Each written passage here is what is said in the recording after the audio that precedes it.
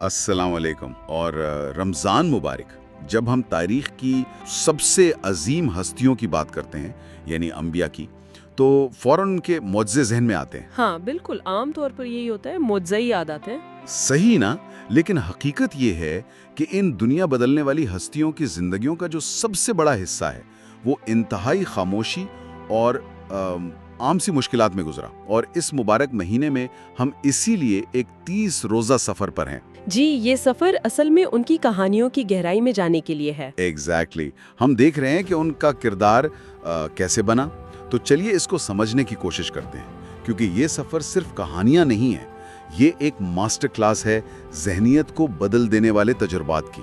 और यही पॉइंट हमें इस सफ़र के 25वें दिन तक ले आता है। आज का दिन थोड़ा ख़ास है।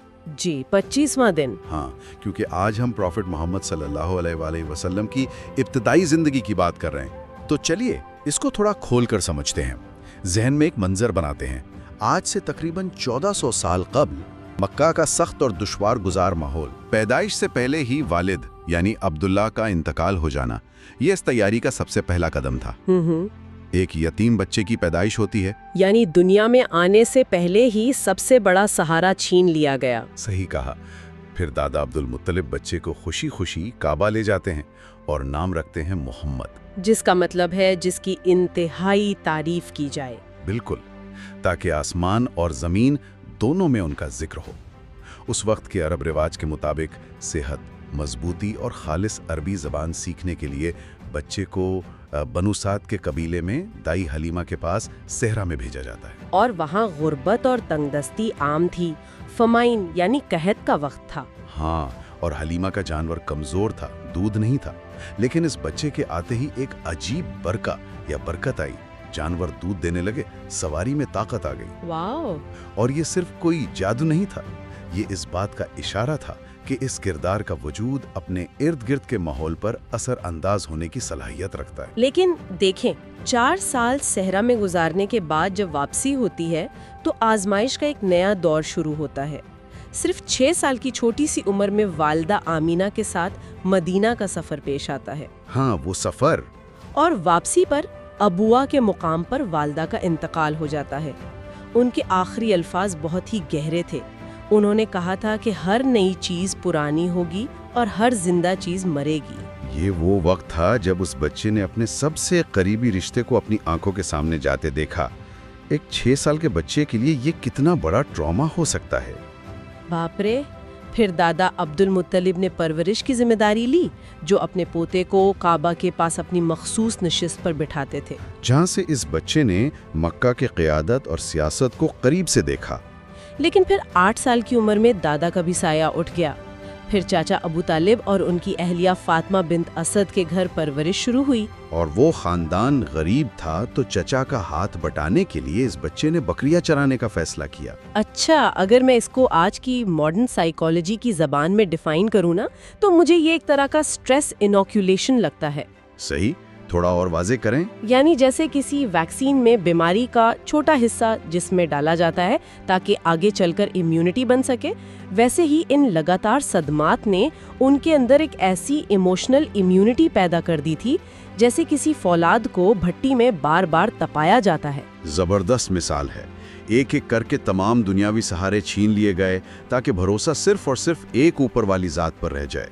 और इस साइकोलॉजिकल इम्यूनिटी के साथ साथ एक और बेहद अहम मैकेनिज्म यहाँ काम कर रहा था। वो क्या? बकरियां चराना सिर्फ एक पेशा नहीं था, ये आइसोलेशन और सब्र की प्रैक्टिकल ट्रेनिंग थी। सहरा की सख्ती में जानवरों के एक रेवड़ को कंट्रोल करना, हर एक की ज़रूरत का ख्याल रखना, खतरात से बचाना, ये सब तो क़ियादत की बुनियादी मश्क है। बिल्कुल, क़ियादत की मश्क थी। और अगर इस पॉइंट पर गौर किया जाए कि वो बचपन और लड़कपन में 5 मुख्तलिफ घरों में रहें, अपनी वालदा दाई हलीमा, दादा और फिर चाचा के घर, तो इस तजुर्बे ने उन्हें सोसाइटी के मुख्तलिफ तबकों को समझने की सलाहियत दी होगी। एग्जैक्टली, जिसे हम इमोशनल इंटेलिजेंस कहते हैं। एक लीडर के लिए अपने लोगों की नफ्सियात को समझना सबसे ज़रूरी होता है। और इन मुख्तलिफ माहौलों में रहकर उन्होंने एक्सट्रीम पॉवर्टी से लेकर मक्का के सरदारों के मुकाम तक हर चीज़ को ऑब्जर्व किया। अच्छा, एक सेकंड, मुझे यहाँ एक साइकोलॉजिकल कॉन्ट्रडिक्शन नजर आती है। कॉन्ट्रडिक्शन? کیسی؟ مختلف طبقوں میں رہ کر ایموشنل انٹیلیجنس سیکھی۔ دوسری طرف وہ جس سوسائٹی کا حصہ تھے وہ انتہائی ٹاکسک اور کرپٹ تھی۔ اس دور کو جاہلیہ یعنی جہالت کا دور کہا جاتا ہے۔ ہاں، وہ تو ایک تاریک ترین دور تھا۔ یہ کوئی عام سی پچھڑی ہوئی سوسائٹی تھوڑی تھی۔ یہاں ایک ایسی دردناک رسم عام تھی جہاں باپ غریبی یا نام نہاد عزت کی خاطر اپنی معصوم بیٹیوں کو زندہ دفن کر دیتے تھے۔ یتیموں اور بیواؤں کا حق کھلے عام مارا جاتا تھا۔ اور قبیلوں میں نسل در نسل خونی دشمنی چلتی تھی، جہاں انسانی جان کی قیمت ایک جانور سے بھی کم تھی۔ وہی نا، اور کعبہ جو ابراہیم علیہ السلام نے صرف ایک خدا کی عبادت کے لیے بنایا تھا، اس میں 360 بت رکھ دیے گئے تھے۔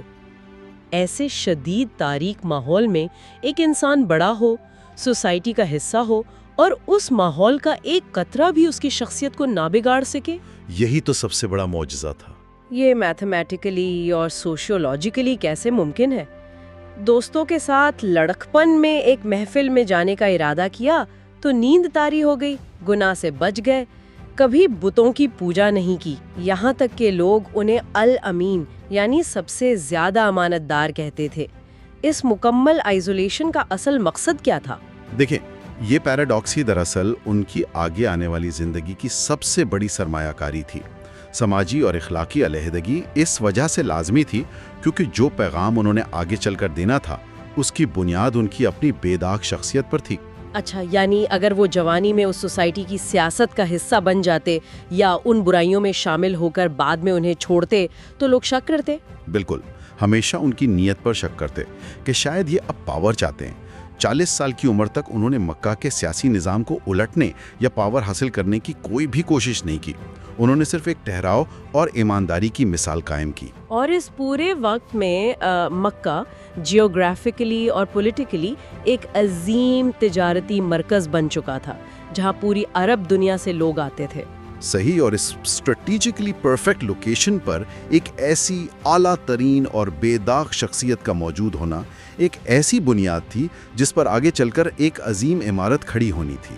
ان کی امانت داری اور سچائی کا ریکارڈ ہی ان کے پیغام کا سب سے بڑا ویلیڈیشن تھا۔ لیکن صرف ایموشنل انٹیلیجنس اور اخلاقی سچائی کافی نہیں ہوتی جب ایک اتنا بڑا طوفان آنے والا ہو۔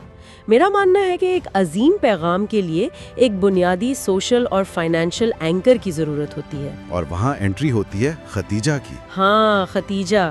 جب ان کی عمر 25 سال تھی تو مکہ کی ایک نہایت معزز اور کامیاب تاجر خاتون جو اس وقت 40 سال کی تھیں، انہوں نے اپنا تجارتی قافلہ ان کے حوالے کیا۔ اور سفر میں ان کے غلام میسرہ نے اخلاق، صفائی اور تجارتی دانشمندی کا اتنا قریب سے مشاہدہ کیا کہ واپس آ کر بے حد تعریف کی۔ جس کے بعد شادی کا پیغام آتا ہے۔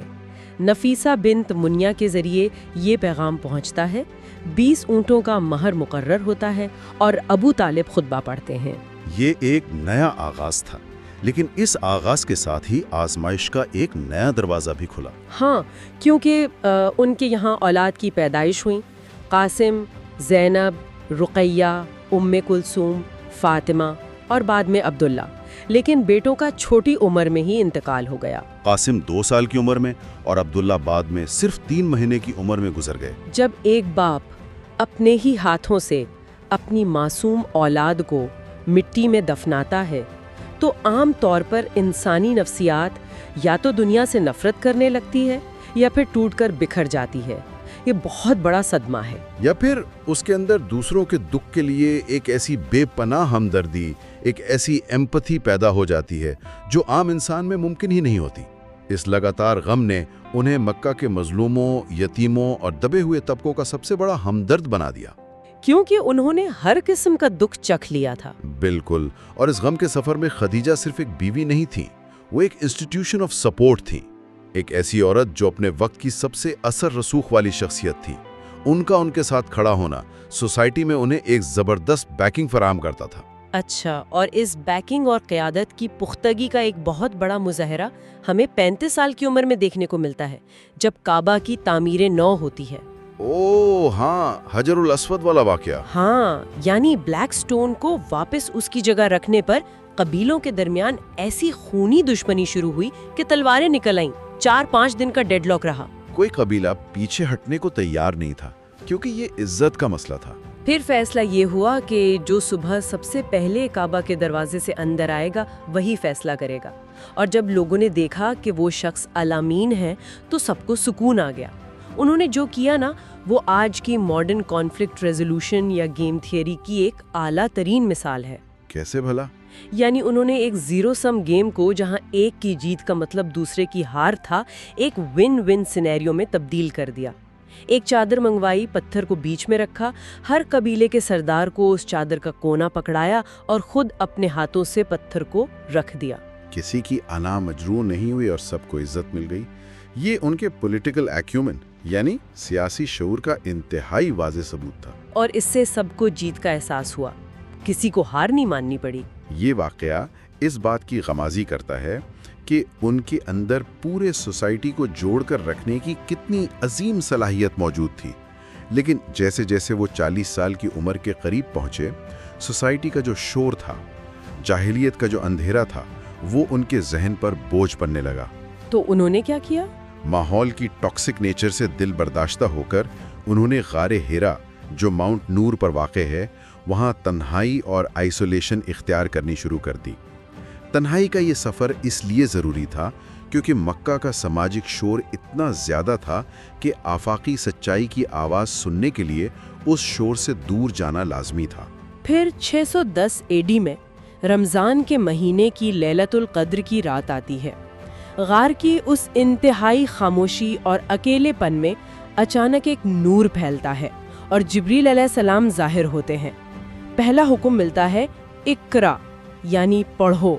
और जब उन्होंने जवाब दिया कि मैं पढ़ना नहीं जानता, तो फरिश्ते ने उन्हें जोर से भेजा। वे 3 बार भेजा था ना? हाँ, 3 बार जोर से एम्ब्रेस किया या भेजा। और ये फिजिकल स्क्वीज कोई मामूली बात नहीं थी। ये दरअसल इस बात का एहसास दिलाना था कि ये कोई ख्वाब या इल्यूजन नहीं है। ये एक फिजिकल और मेटाफिजिकल हकीकत है जिसका बोझ अब इस जिस्म और रूह को उठाना है। Oh wow! 3 बार ये अमल दोहराने के बाद अल्फाज गूंजे, पढ़ अपने रब के नाम से जिसने पैदा किया। इस शिद्दत और डर के आलम में जब वो गार से वापस घर आए तो दिल तेजी से धड़क रहा था। उन्होंने खदीजा से आकर कहा, मुझे उड़ा दो, मुझे कवर कर दो। और उस वक्त खदीजा का जो किरदार था ना, वो पूरी इंसानी तारीख के सफ़े पर सुनहरे हुरूफ में लिखा जाने के काबिल है। उन्होंने किसी किस्म की घबराहट का इजहार नहीं किया। उन्होंने उस 40 साल के बेदाग किरदार का हवाला दिया जो पहले से चला आ रहा था। उन्होंने क्या कहा था? उन्होंने कहा कि अल्लाह आपको कभी ज़ाया नहीं करेगा। आप गरीबों की मदद करते हैं, मेहमान नवाजी करते हैं, रिश्तेदारों से अच्छा सलूक करते हैं और सच्ची बात बोलते हैं। यहाँ ये बात समझनी बहुत ज़रूरी है कि खदीजा उन्हें वैलिडेशन दे रही थी based on his past actions, not just emotions. लेकिन इसके बाद का जो वाक़या है ना, मुझे साइकोलॉजिकल विप्लाश की सबसे बड़ी मिसाल लगता है। खदीजा उन्हें अपने चचाजाद भाई वरका इब्ने नौफल के पास ले जाती हैं, जो पुरानी आसमानी किताबों के आलिम थे। वरका सुनते ही कहते हैं कि ये वही नामूसे अकबर है, यानी फरिश्ता जिब्रील जो मूसा अलैहिस्सलाम पर आया था। हाँ, और उसके बाद वरका जो जुमला बोलते हैं उसकी शिद्दत को महसूस करें। वही ना, वो कहते हैं, काश मैं उस वक्त जवान और जिंदा होता जब आपकी कौम आपको यहाँ से निकाल बाहर करेगी। जरा सोचिए, एक इंसान जो कल तक पूरे शहर का आंख का तारा था, जिसके लिए लोग ठहर कर अल अमीन कहते थे, जिससे अपने फैसले करवाते थे, अचानक उसे बताया जा रहा है कि वही लोग जो कल तक तुम्हारी इज्जत करते थे वो तुम्हें देश निकाला दे देंगे, तुम्हें घर से बेघर कर देंगे। ये सच्चाई का वो वजनी बोझ है जो आम इंसान की रूह को तोड़कर रख दे। लेकिन देखें, इस मुखालफत की वजह भी बहुत वाज़ेह थी। इकरा सिर्फ चंद अल्फाज की अदायगी थोड़ी था। अब उन्हें पूरी कायनात को और सोसाइटी के निज़ाम को अल्लाह के असूलों के तहत पढ़ने का हुक्म मिल गया था। इसका मतलब ये था कि अब सोसाइटी को बताना था कि फूल में मौजूद खूबसूरती अल जमील की निशानी है, शिफा देने वाली चीज़ें अश-शफी का मुजाहिरा है और इबादत सिर्फ और सिर्फ एक अल्लाह की है। बिल्कुल, और ये आफाकी पैगाम उस वक्त के फासिद तिजारती और समाजी निज़ाम और 360 बुतों की बुनियाद पर खड़ी इकॉनमी के बिल्कुल बरक्स था। एक नया इंसाफ पर मबनी निज़ाम पुराने करप्ट निज़ाम से टकराना ही था, इसलिए मुखालफत एक लाजमी नतीजा थी। तो वही का नुज़ूल हो गया। लेकिन अब इस नए और पुरखतर सफ़र के पहले प्रैक्टिकल कदम क्या थे? جبریل دوبارہ آئے اور انہوں نے آ کر وضو اور نماز یعنی صلاح کا طریقہ سکھایا۔ سب سے پہلے خدیجہ کے ساتھ گھر میں نماز ادا کی گئی اور پھر 10 سالہ علی کے ساتھ۔ اور علی جو ابو طالب کے بیٹے تھے، ان کا اس چھوٹی سی عمر میں دیا گیا جواب ان کی زبردست عقل مندی کو ظاہر کرتا ہے۔ انہوں نے کیا کہا تھا؟ جب ان سے نئے دین کے بارے میں کہا گیا تو انہوں نے تھوڑی دیر سوچنے کے بعد کہا کہ اللہ نے مجھے بناتے وقت میرے باپ سے تو نہیں پوچھا تھا، تو میں اس کی عبادت کرنے کے لیے ان سے کیوں پوچھوں؟ کیا بات ہے! اور یہاں سے پھر خفیہ تبلیغ کا سلسلہ شروع ہوتا ہے۔ لیکن نماز کو سب سے پہلے لازمی کرنے کا ایک بہت گہرا مقصد تھا۔ کیا مقصد تھا؟ جب سوسائٹی میں مخالفت، طنز اور شدید فزیکل اور مینٹل ٹارچر شروع ہونے والا تھا نا، تو اس نیگیٹو انرجی سے بچنے کے لیے ایک روحانی ڈھال کی ضرورت تھی۔ نماز نے ایک اسپیس سوٹ کا کام کیا جو انہیں سوسائٹی کے ٹاکسک ماحول میں اترنے سے پہلے پہنایا گیا تاکہ ان کا کنیکشن ہمیشہ اس عظیم طاقت سے جڑا رہے۔ اچھا، جیسے ایک اسپریچول شیلڈ۔ اور اس سچائی نے پھر مکہ کی سوسائٹی کو ایسی کسوٹی پر رکھا جہاں لوگوں کے اصل کردار کھل کر سامنے آنے لگے۔ جیسے ابو بکر کا واقعہ دیکھیں، وہ یمن سے ایک تجارتی سفر سے واپس آتے ہیں۔ مکہ کے سردار انہیں راستے میں گھیر لیتے ہیں اور بھڑکاتے ہیں کہ تمہارے دوست نے ایک بہت بڑا دعویٰ کر دیا، نبوت کا دعویٰ۔ لیکن ابو بکر جو اس شخصیت کے پیچھے گزارے 40 سالوں کو کسی کھلی کتاب کی طرح جانتے تھے، انہوں نے سچائی کو بغیر کسی ایک لمحے کے ہچکچاہٹ کے تسلیم کر لیا۔ پھر انہی کی کوششوں سے عثمان، زبیر، طلحہ اور عبد الرحمن ابن عوف جیسے لوگ اس قافلے کا حصہ بنے۔ اور یہاں خواتین کا کردار بھی اپنی مثال آپ ہے۔ خدیجہ، ان کی بیٹیاں اور اسما جیسی عظیم خواتین نے تبلیغ اور سپورٹ نیٹ ورک کو قائم کرنے میں ایسی بنیادی اینٹ کا کام کیا جس کے بنا اس تحریک کا آگے بڑھنا ناممکن تھا۔ حقیقت میں نا، سچائی ایک پرزم کی طرح ہوتی ہے۔ جب وہ سامنے آتی ہے تو لوگوں کے اندر چھپی ہوئی اصلیت باہر آ جاتی ہے۔ ایک طرف ابو بکر ہیں جو بغیر کسی دلیل کے صرف کردار کو دیکھ کر حق تسلیم کر لیتے ہیں، اور دوسری طرف ابو جہل اور ابو لہاب جیسے لوگ ہیں جو سچائی کو اندر سے پہچاننے کے باوجود اپنی انا، غمنڈ اور کرسی چھین جانے کے ڈر سے شدید مخالفت پر اتر آتے ہیں۔ یہ ہائیز آف دی ہائی اور لوز آف دی لو کی ایک ایسی واضح تقسیم تھی جس نے آنے والے کئی سالوں تک تاریخ کا راستہ متعین کر دیا۔ اس پوری تیاری، آزمائش اور مخالفت کے اس آغاز کو دیکھ کر نا ایک انتہائی گہرا خیال میرے ذہن میں ابھرتا ہے۔ وہ کیا؟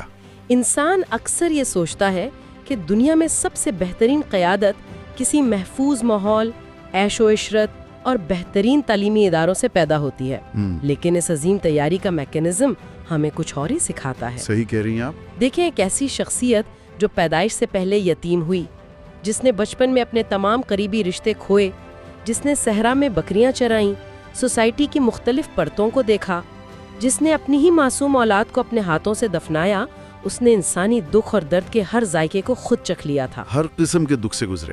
تو شاید انسانی زندگی کی سب سے بڑی مایوسیاں، وہ شدید درد اور آزمائشیں اصل میں کسی عظیم مقصد کے لیے ایک جاب انٹرویو کی طرح ہوتی ہیں۔